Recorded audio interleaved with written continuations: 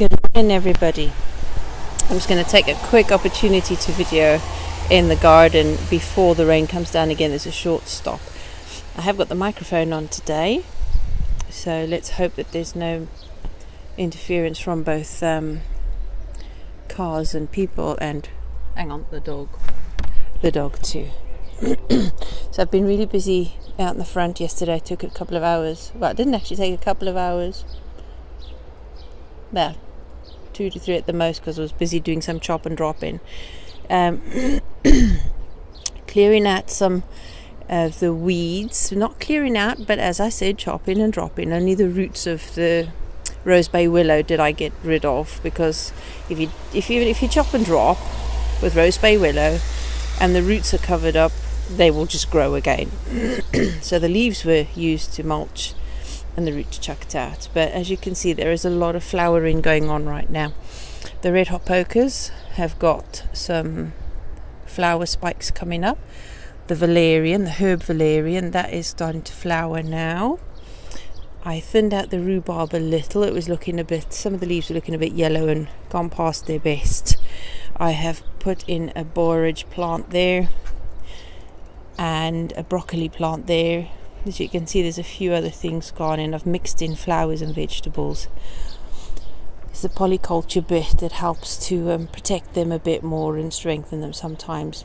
It's hit and miss sometimes. There are some plants that you know about with companion planting, and some help repel pests and some help protect against diseases and things like that. So that's why in my garden there's a bit of everything. The sweet williams are starting to make flower spikes as well. The alpine strawberries looking really good. The chopped and dropped rhubarb.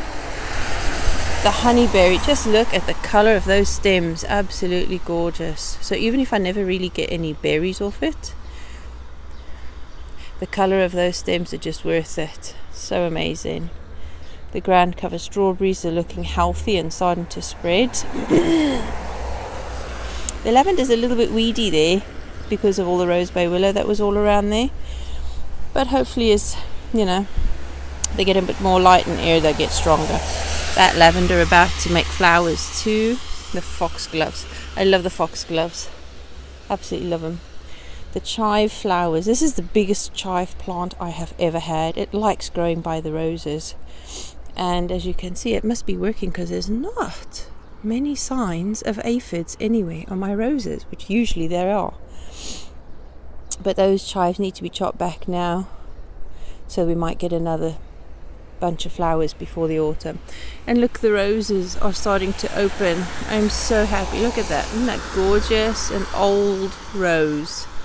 Gentle Hermione, that one. The scent is absolutely gorgeous on them. Look at those foxgloves. The bumblebees are really happy with them. More sweet williams and lavender. The lamb's lettuce, because they've already set seed. Some not so ripe, others are. So hopefully that'll control the amount of them that'll grow again next time. Look at that the muskmallow getting flowers as well. Everything is just looking like it's bursting into flower. Not many berries on the josterberry, but I'm not surprised. We only just put that in the autumn, or was it in the spring this year? So not much there. The goji berry surviving.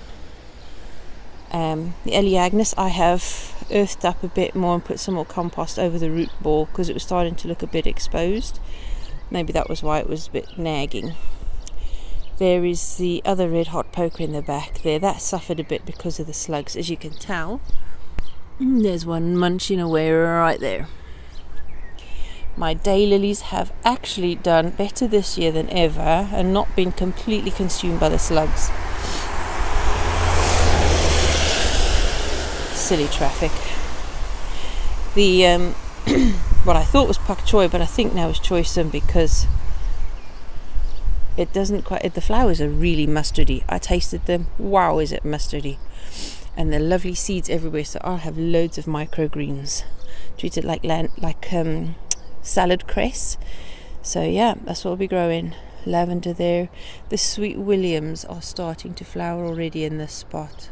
Can't wait. No flowers on the buddleia at the back there yet. Achillea, the cloth of gold one. flowers, buds happening on the ends there. Can't wait to see those. That little hawthorn is really doing well there, and I'm glad the wisteria survived. Not growing as fast or vigorous as I would like, but give it time. All the calendula, I gave a good haircut yesterday. Hopefully we'll get some more flowers off that. It was looking a bit sad yesterday, although I left some because the bees were still sucking from the new flowers. Aronia berries forming fruit now. Oh, and this clary sage, wow, that has just exploded, even with all the slug attack on it. But that one down there is tiny and completely struggling.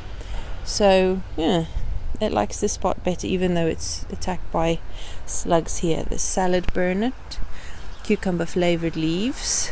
Only when they're young though, not when they've got set flowers on like that now, because they're quite bitter once that happens. So when it's young and fresh, leaves on salads. The lemon balm, absolutely exploding into growth. I'm struggling to keep up with pinching out growing tips so I can dry them for herbs. Rosemary is looking a bit sad, but it's still going, struggling. Yeah, things are going. And more flowers looking like they wanted to pop up everywhere. So yes, filling out nicely. That rose, climbing rose, supposed to be, maybe it needs a boost, I'm not sure. I'm sure it'll just spring into life. I've put the potted clematis over there. I'll get another one for the back. Hang on a second. Let's open this door and go through to the back.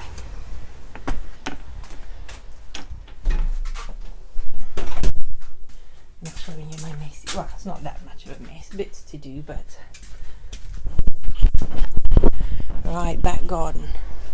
Loads been happening here. I've been the broccoli and the kale and everything's really starting to go well now, ready to go out. My bargain marigolds that I found for 50p a tray because they were looking sad in the shop, just fix them up, bit of TLC and they're fine. My climbing beans finally starting to grow, but they are growing rather late. Oh look, right in front of me there's a little bird. Oh, there he goes. They come so close now. Anyway, the beans, they're very late growing. They should have been almost a foot high by now. But, you know, I'm going to put them in, and if they grow, they grow. If we get a harvest, great. If we don't, at least we'll have had some pretty plants growing. Even if we only get flowers off them and no crop. Some rescued... Oh, look. Right there. Right by me on the fence. They come up so close now. Well, the tomatoes also, they should have been at least a foot tall by now and filling out really, but even the sweet peas, everything is growing slowly and late this year. I didn't get to do much earlier, but they're going. Some patty pan over there, growing, ready to go out almost. I'm just giving them a bit more chance to get stronger and tougher before I plant them, because the slugs would have them otherwise. Callaloo almost ready to go out. My sweet potato plant, that'll go in a nice big pot. And finally the nasturtiums, they did actually sprout, but only after I put a little cloche thing on like that, aka old meat tray. My marshmallow seeds have sprouted, so next year I shall have some plants. My chamomile, hopefully I get seed off that this year so that I don't have to buy seed again. Leeks almost ready to go out. Lots of other bits and bobs, and also my catnip has sprouted in there. So between that and the nasturtium and the feverfew and marshmallow, I shall be able to make a couple of herbal tinctures. And oh, look at that, the snails. I have been looking at these snails and absolutely thinking they're some of the most beautiful creatures on the planet, even though I hate them eating my annuals. But look at this. Feeding on the dead buddleia. Nature's cleanup specialists, and pretty ones at that. They're so beautiful, the creatures. I really love snails. I just hate them eating my plants. Look at them, they're everywhere this year. This year has been an explosion of snails. As much as slugs, but last year we didn't have as many snails. Maybe that means we don't have enough snail eating song thrush and blackbirds. We do seem to have far more house sparrows and magpies in the garden than anything else. But yeah, anyway, the guttering is finally up on the pergolas, collecting rainwater, and this is how much rainwater we've had since Monday. Quite a lot. But things are looking healthy and growing. The potatoes, wow, they need earthing up again. They really do. One of the yacon plants actually sprouting, but the slugs already seem to have been eating that. I'm going to have to get some eggshells and bits and bobs around there. Oh, there's quite a lot happening, and yet at the same time not much. I've put the sweet corn in the beds and covered it with netting because we're told we're going to have a possibility of some hail in storms in the next week, so I'm just trying to protect them from hail. Let's hope that works, considering I've got clothes pegs holding them onto hoops. And I've put the trellising back up because the guttering's on, so that can go ahead. Now I've got the Jerusalem artichokes there that survived the transplant, and over there is going to go my loofah because they have actually started sprouting and are not doing too badly. The beans will go there. The blackcurrant definitely has to move in the autumn because that just really takes over a huge space that I need this side of the garden for, mostly the annuals. So I mean, it loves it in the ground. That blackcurrant loves being in the ground. So I don't know, we'll have to see what else I can do. Maybe next year I'll put big window boxes there for the beans against the trellis on the cover. But yeah, not much time really. I did, since my last video, say I was going to ponder a bit on where I'd come to from my ponderings on where all this desire and this yearning and this need came from and the beginnings of it, and that for now I would ponder on how we got where we are. And I'm telling you what, we could never fit it in a short video, and 20 minutes on YouTube is not short, that's quite long. So I'm going to aim for 20 minutes maximum because it would take forever to upload anyway. But as I took a pen and paper, as I said, I sometimes have to get things straight in my head and thinking about things. And really, it's in the last 29 years since I got married and we started our own family, immigrated from another country. In 29 years, we've had 9 house moves, 2 children. Buttons, stop eating the plants. Yeah. Anyway, 2 children, now 2 grandchildren. We have had a roller coaster ride of life, but not as in fun and adventure, but more as in chaos, stress, and all sorts of other things happening. It's just been intensive ups and downs through 29 years. And yet there have been moments in between that have kind of been the oil in our lamps to keep us going over 29 years. And the fact that we're still together, my husband and I, after 29 years of total chaos and trauma and stresses and all sorts of things, it means we're okay so far. We must be tougher than we think, and all of those experiences of life have probably made us stronger. But over those years of so many things that we've done, and all our learning and studying, both formally and informally, and just teaching ourselves loads of things,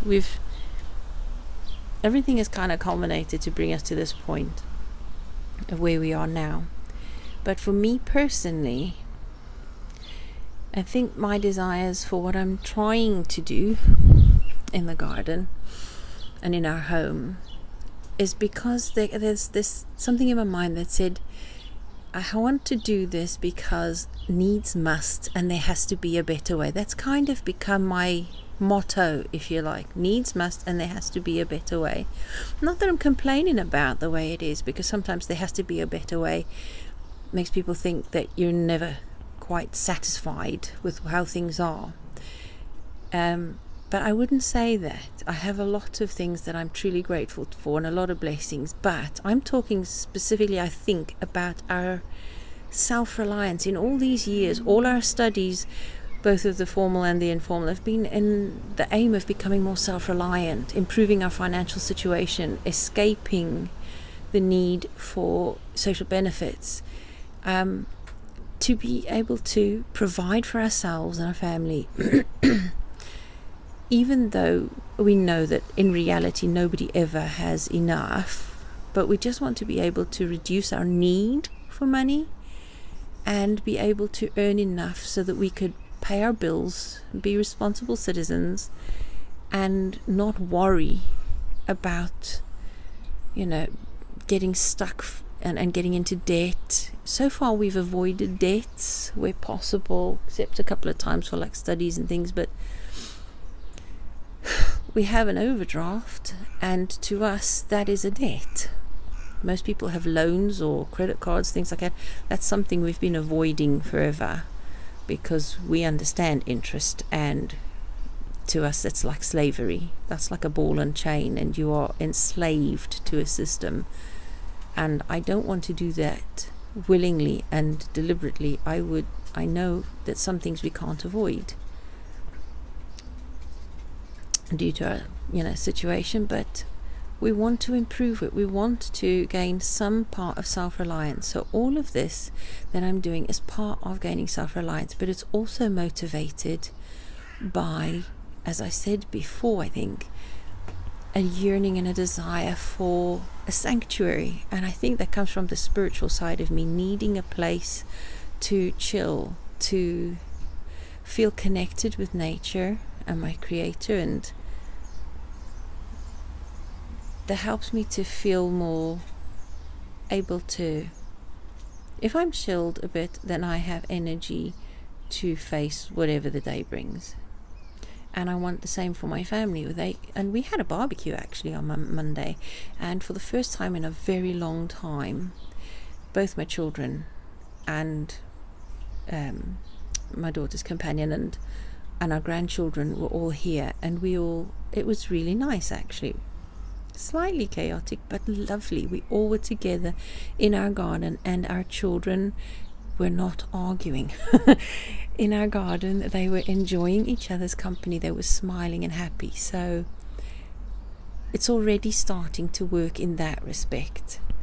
So family happiness, connection with nature, the beginnings of financial self-reliance, and I suppose with that automatically lots of other forms of self-reliance as well. And I'm not talking about self-sufficiency.